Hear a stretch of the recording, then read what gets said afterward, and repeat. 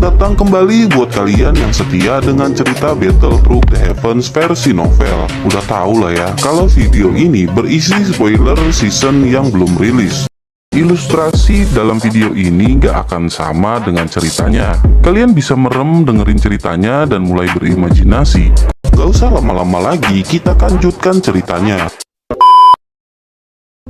Masih dengan penyegelan Fallen Heart Flame yang berhasil ditekan oleh para tetua, tak lama muncul Han Feng, sang kaisar obat, bersama sekutunya menghampiri mereka.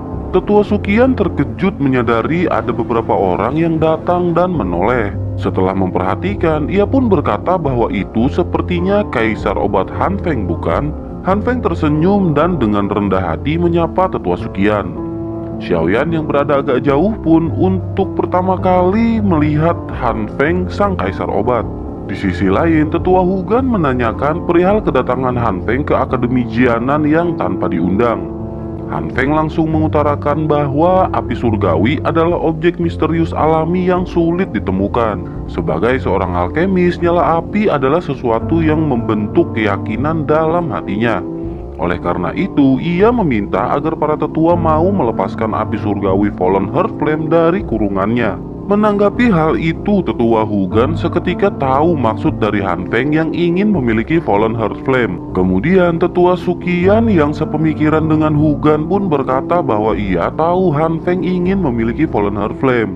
Suqian melihat orang-orang di belakang Han Feng dan seketika kepalan tangannya mengeras. Ia lanjut berkata bahwa Han Feng memang layak disebut kaisar obat karena mampu mengumpulkan ketua dari beberapa sekte untuk datang membantu. Han Feng tersenyum lalu berkata karena tetua sudah tahu niatnya, maka ia tak perlu repot untuk menjelaskan.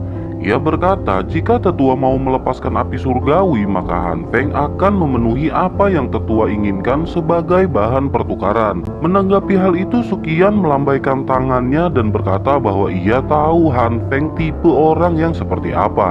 Jika saja guru Han Feng, Yao Zunzi, yang mengatakan hal tersebut, mungkin Suqian akan mempertimbangkannya. Ia lanjut menambahkan agar Han Feng terus berlatih untuk beberapa dekade baru menawarkan pertukaran. Merasa tak ada hasil, Han Feng pun berkata karena tetua tidak mau melepaskannya, maka Han Feng sendiri yang akan menariknya. Bersamaan dengan itu, nyala api biru gelap memancar keluar tubuh Han Feng dan suhu seketika naik. Semua tetua terkejut, begitu pula dengan Xiaoyan yang menyaksikan dari kejauhan.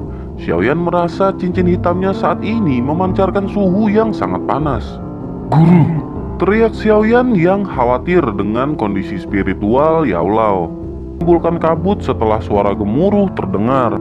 Xian tak kuasa menahan kuatnya serangan hingga akhirnya mundur beberapa langkah. Fan Lao tertawa sinis, kemudian lautan darah kembali membentuk telapak merah gelap yang seketika mengarah ke Xian. Xian pun yang masih terguncang dan kelelahan hanya dapat terdiam di bawah tatapan semua siswa yang menyaksikannya. Suara guntur menggema saat telapak darah merah gelap menghantam, disaksikan para siswa yang terkejut karena Xiaoyan mampu menekan praktisi Do Huang hingga tak berdaya. Di sisi lain pertempuran juga tak hanya para tetua yang kelelahan dan terluka, namun ahli dari Black Corner Ranking juga mengalami hal yang sama.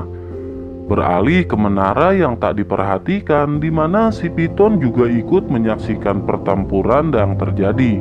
Selain itu, tanpa disadari segel semakin tipis seiring dengan pertempuran yang terjadi.